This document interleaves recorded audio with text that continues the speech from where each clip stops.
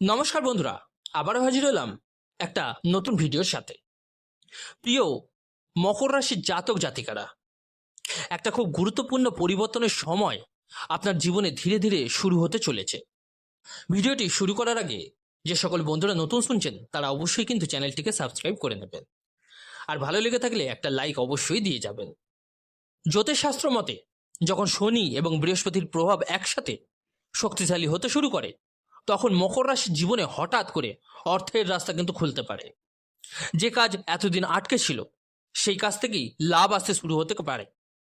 পুরনো পরিশ্রমের ফল এবার হাতে নাতে পাবেন। কেউ চাকরিতে উন্নতি পেতে পারে, আবার কেউ নতুন আয়ের সুযোগ পেতে পারে। বিশেষ করে যারা অনেক দিন ধরে চুপচাপ করে কষ্ট করে গেছেন, তাদের জীবনে ধীরে ধীরে দেখবেন স্থিরতা ফিরতে শুরু করেছে। তবে মনে রাখবেন, হঠাৎ টাকা এলেও ভুল সিদ্ধান্ত নিলে সেই অর্থ বেশি দিন কিন্তু টিকবে না।